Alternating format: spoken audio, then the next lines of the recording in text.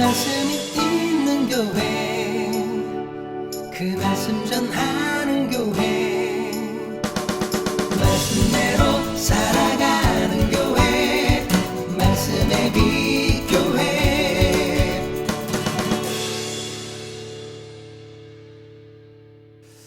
오늘은 조용히 이르시다 라는 제목으로 함께 말씀을 나누려고 합니다. 이 말씀을 통해서 하나님의 말씀이 우리의 심령 가운데 새겨지는, 그리고 회복되는 은혜가 있기를 소원하고 축복합니다. 전에도 말씀드렸지만 누가복음 이 9장에서 17장까지는 예수님께서 그동안의 갈릴리 모든 사역을 마치시고 이제 예루살렘으로 올라가시는 그 여정을 기록하고 있는 본문입니다. 그러니까 이제 예루살렘에 올라가시면 예수님께서 십자가를 지시고 죽으신 후에 사흘 만에 다시 살아나실 것, 그 일이 기다리고 있는 걸음입니다. 이번에 올라가시면 십자가를 지셔야 합니다. 이번 길이 어떤지 너무도 잘 알고 계십니다. 그래서 예수님께서도 굳게 결심하시죠. 자, 누가복음 9장 51절 말씀입니다. 예수께서 승천하실 기약이 차감해 예루살렘을 향하여 올라가기로 굳게 결심하시고, 이번에 올라가면 십자가가 기다리고 있다는 사실을 아세요. 그래서 예수님도 엄청 고뇌하셨죠. 겟세마네 동산에서 무려 3번에 걸쳐서 땀이 피가 되도록, 핏방울이 되도록 열심히 기도하셨습니다. 그만큼 쉽지 않은 길입니다. 그 길을 알고 계셨기 때문에 굳게 결심하시고 올라가세요. 예수님께서 이 땅에 오신 이유가 바로 십자가를 지시기 위함이시죠. 그래서 이제 그때가 다가온 거예요. 그래서 이제 그 길을 올라가시는 겁니다. 그래서 예수님께서는 이제 예루살렘으로 가시는 이 길에 앞서서 제자들을 준비시키십니다. 그동안 예수님을 따르면서 3년 동안 보고 들었던 제자들이죠. 이제 예수님께서 이번에 떠나시면 그 일들을 제자들이 감당해야 합니다. 제자들이 감당해야 할 일이 뭐죠? 예수님이 하셨던 사역이겠죠. 예수님이 하셨던 사역의 핵심이 뭐냐면 하나님 나라입니다. 하나님의 나라를 회복하는 겁니다. 때가 찼다. 회개하라. 하나님의 나라가 가까이 왔으니 회개하라 라는 게 예수님의 사역의 핵심입니다. 죄로 인해서 끊어졌던 하나님과의 관계를 회복해 하시는 것, 이게 예수님의 사역의 핵심이죠. 이를 위해서 오셨어요. 그러니까 제자들은 예수님의 십자가 부활 이후에 뭘 해야 되냐면 하나님 나라가 가까이 왔음을 선포하는 거예요. 하나님 나라, 그러니까 그 핵심인 십자가와 부활을 선포하는 겁니다. 이를 위해서 예루살렘을 향해서 올라가는 중이며, 이를 증언하도록 제자들을 이제 준비시켜야 돼요. 더 이상은 시간이 없습니다. 이번에 올라가는 길, 그러면 십자가를 지시고 나면 이제 제자들이 그 일을 해야 돼요. 그래서 준비하시는 겁니다. 그래서 예수님께서는 12제자를 불러 모으시고 그들에게 권능을 부여하시고 내보내셨죠. 자, 누가복음 9장 1절 2절입니다. 예수께서 12제자를 불러 모으사 모든 귀신을 제어하며 병을 고치는 능력과 권위를 주시고 하나님의 나라를 전파하며 앓는 자를 고치게 하려고 내보내시며, 12제자를 내보내셨을 때죠. 여행을 위해서 지팡이나 전대나 배낭이나 신발도 옷도 2벌 가지지 말고 나가라고 보내셨어요. 어느 집에 들어가든지 거기 머물다가 떠나라 하셨어요. 누구든지 영접하면 그곳에서 먹고 마시되 영접하지 않으면 발에 묻은 먼지도 떨어버리라 라고 말씀하셨어요. 그렇게 내보낸 제자들이 나가서 귀신도 내쫓고 병자도 고치고 하나님의 나라가 가까이 왔다 선포합니다. 그렇게 제자들이 예수님의 명령을 수행하고 돌아와서 자기들이 행한 모든 일을 예수님께 아뢰죠. 그 제자들을 누가는 뭐라고 기록했다고 말씀을 드렸죠? 사도라.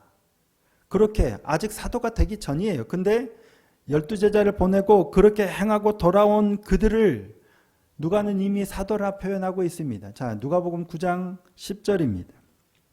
사도들이 돌아와 자기들이 행한 모든 것을 예수께 여쭈니 데리시고 따로 베세다라는 고을로 떠나가셨으나 12절에도 이렇게 표현합니다. 날이 저물어 가매 12사도가 나와 여짜오되 아직 사도로 보기에는 한참 부족해요. 그런데 누가는 이미 이들을 12사도, 사도라고 칭하고 있어요. 사도라고 기록하고 있어요. 근데 사실 이게 그동안은 예수님을 따라다니기만 했지 따라다니면서 보고 듣고 그냥 그랬을 뿐이에요. 근데 첫 실전 훈련이에요. 제자들이 권능을 받고 능력을 받고 나가서 자신들의 능력으로 자신들의 힘으로 병자를 고치고 귀신을 내쫓고 첫 실전이었어요. 그런데 첫 실전을 잘 마치고 성공적으로 마치고 돌아온 그들을 누가는 이미 사도라고 표현하고 있는 겁니다. 첫 실전 훈련이었죠. 그리고 난 후에 예수님께서는 제자들에게 뭘 물어보시냐면 예수님이 누구신지를 물어보세요. 첫 실전 훈련을 마치고 돌아온 제자들에게 예수님이 누구신지를 각인시키시는 거예요. 사람들이 무리가 나를 누구라고 하느냐. 어떤 사람은 세례 요한이라고 하고 어떤 사람은 엘리야라고 하고 어떤 사람은 옛 선지자 중에 하나가 죽었다가 살아났다라고도 합니다. 그러면 너희는 나를 누구라 하느냐 물으시자 베드로가 뭐라고 대답합니까? 하나님의 그리스도시니이다 라고 대답하죠. 예수님께서는 예루살렘으로 올라가시는 중에 제자들을 준비시키는데 첫째가 실전 훈련을 시키신 거예요. 그동안 보고 듣고 배웠던 것 하나님께서 예수님께서 권능을 부여하시고 실전 훈련을 시키셨어요. 그 다음에 뭐예요? 예수님께서 누구시라는 것을 각인시키시는 거예요. 다시 한번 확증하시는 거예요. 하나님의 그리스도시라는 거예요. 이를 확인시켜주는 장면이 나오죠. 변화산 사건입니다. 예수님께서 베드로와 야고보와 요한을 따로 데리시고 산에 올라서 기도하실 때 그 용모가 변화되십니다. 용모가 변화되고 옷이 휘어져서 아주 깨끗하게 되죠. 그리고 문득 두 사람이 나타나서 예수님과 더불어 대화하죠. 누구였어요? 모세와 엘리야죠. 그것을 본 베드로, 야고보, 요한 뭐라고 합니까? 이곳에 초막셋을 짓고 여기 머물러 살고 싶습니다. 이 사건이 뭘 보여주려고 하냐면 예수께서 누구신지를 확증해 주시는 거예요.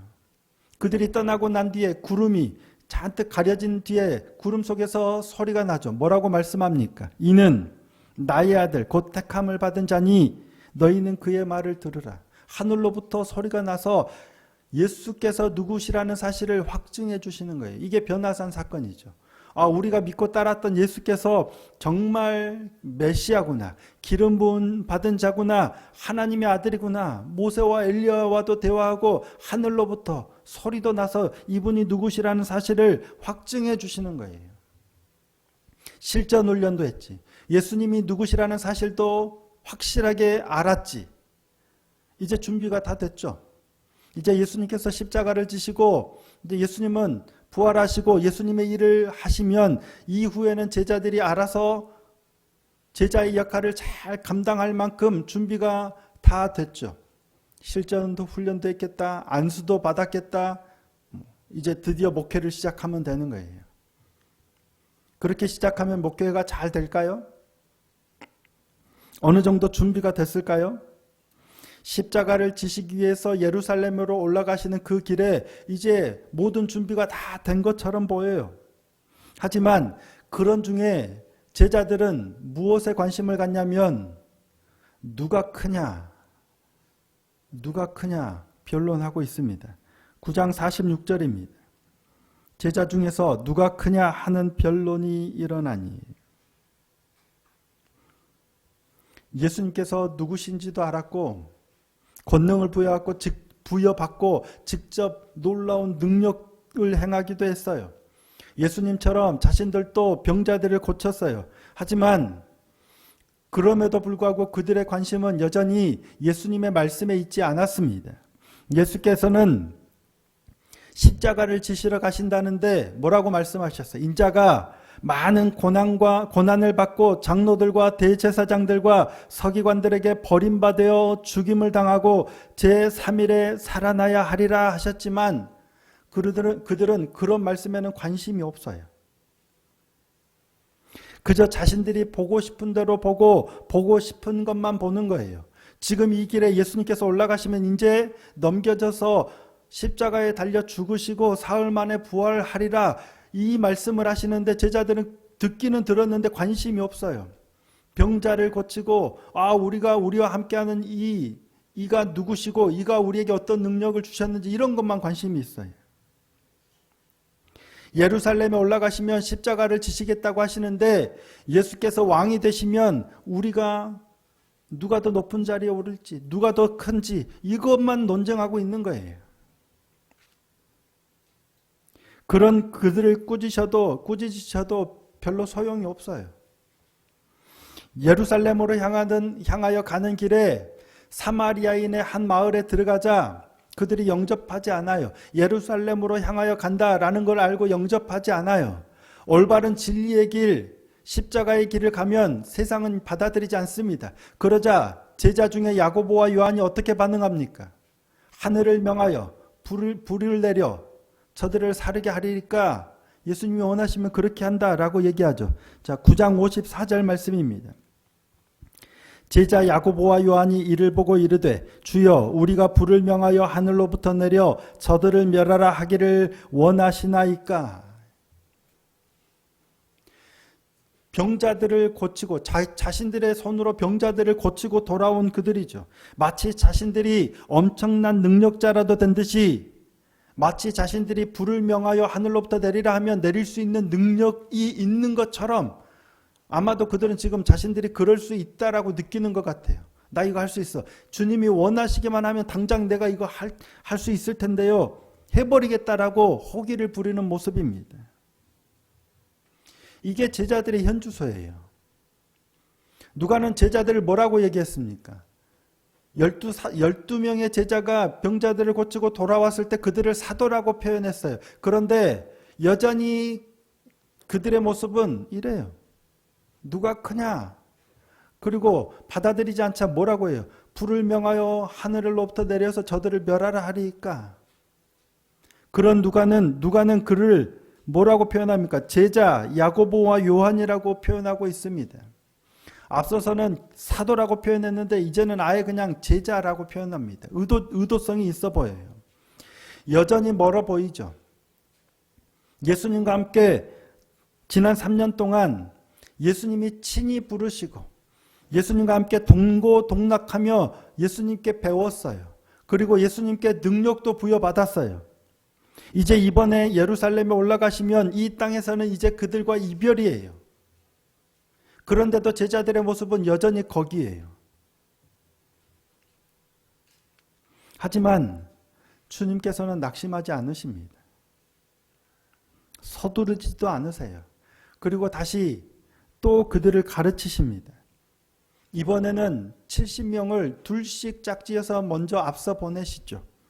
이번에도 전대나 배낭이나 신발을 갖지 못하게 하십니다. 그리고 어느 마을에 들어가든지 그곳에 먼저 평안을 빌라라고 말씀하시죠. 영접하면 그곳에 머무르면서 하나님 나라가 가까이 왔다 가르치고 만약에 그곳에서 너희를 영접하지 않으면 발에 신의 먼지도 떨어버리고 하나님 나라가 가까이 왔다 전하라 라고 말씀하십니다. 그렇게 이번에도 그렇게 나갔던 제자들이 기뻐하며 돌아와 예수님께 보고하죠. 자, 17절 말씀입니다. 오늘 본문 17절 말씀 함께 한번 읽어보겠습니다. 자, 시작. 70인이 기뻐하며 돌아와 이르되 주여 주의 이름이면 귀신들도 우리에게 항복하더이다. 70인이 기뻐하며 돌아와 이르되 주여 주의 이름이면 귀신들도 우리에게 항복하더이다. 얼마나 기뻤을까요? 얼마나 신났을까요? 한번 상상해 봤습니다.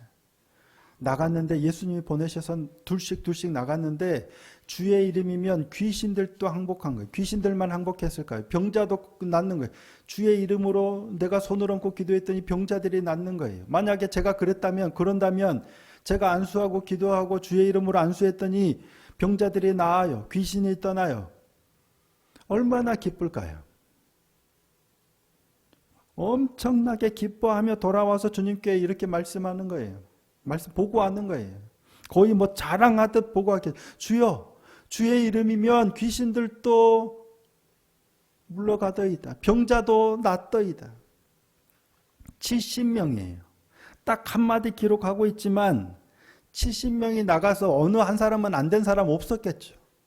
예수님께서 능력을 주셔서 보내시더니 아마 70명이 다 돌아와서 누구는 이랬다 누구는 이랬다 다 이런 일들을 기뻐서 막 보고하기에 바빴을 거예요.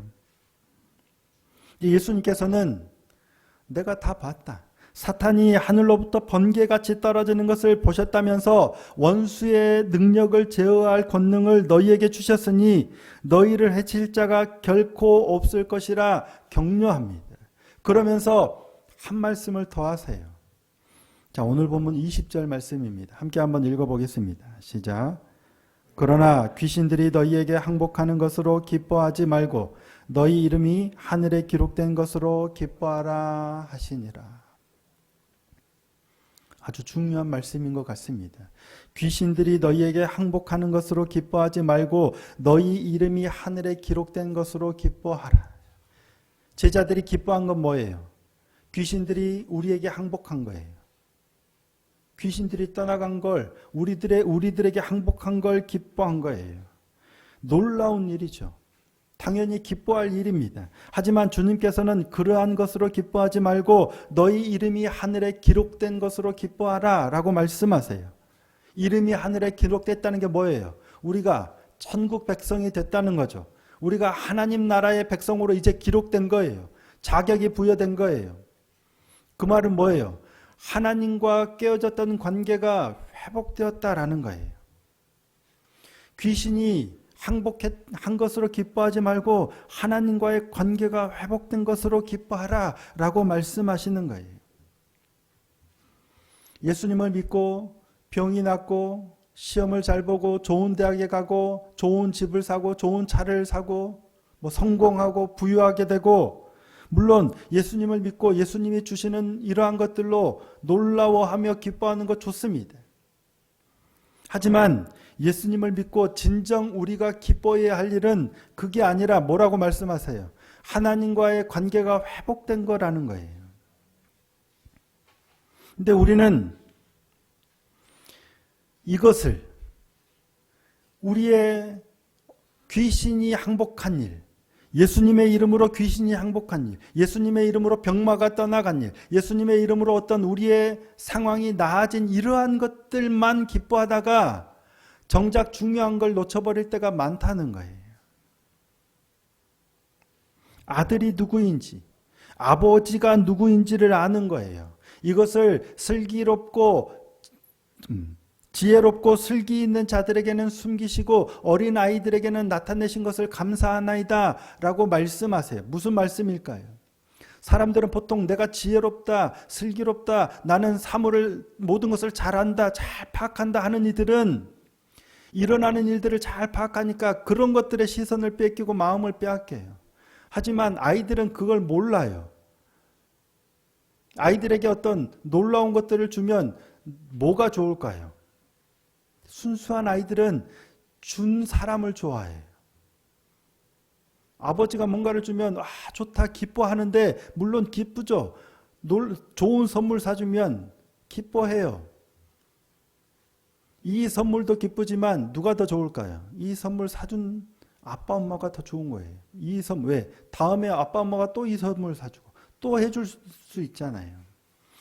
이게 바라보는 시선의 차이입니다. 선물 받은 거 당연히 기쁘죠. 하나님께서 우리에게 이처럼 놀라운 능력을 행해 주신 거 기뻐요. 하지만 더 중요한 건 그 일이 기쁜 게 아니라 이 일을 행하신 분을 바라보는 겁니다. 그러니까 아들이 누구인지 아버지가 누구인지 아는 게 중요해요. 예수님께서 제자들을 돌아보시며 조용히 말씀하십니다. 자, 23절, 24절 말씀입니다. 제자들을 돌아보시며 조용히 이르시되 너희가 보는 것을 보는 눈은 복이 있도다. 내가 너희에게 말하노니 많은 선지자와 임금이 너희가 보는 바를 보고자 하였으되 보지 못하였으며 너희가 듣는 바를 듣고자 하였으되 듣지 못하였느니라. 그들의 시선을 그들이 추구해야 할 가치와 방향을 바로잡아 주시는 겁니다. 사람들은 표적을 구하고 언제나 놀라운 일을 요구합니다. 그들의 시선은 늘 그곳을 향하게 마련입니다. 하지만 주님께서는 요나의 표적밖에는 보여줄 표적이 없다라고 하셨죠. 사람들은 십자가에서 내려와 보라 그러면 우리가 믿겠다라고 하지만 끝끝내 내려오시지 않습니다. 만약에 그들이 요구했던 표적을 보여주셨다면 어땠을까요? 십자가에서 내려와서 보여주셨다면 그들이 예수님을 믿었을까요? 믿었을까요? 안 믿었을까요? 이미 수많은 표적을 보여주셨죠.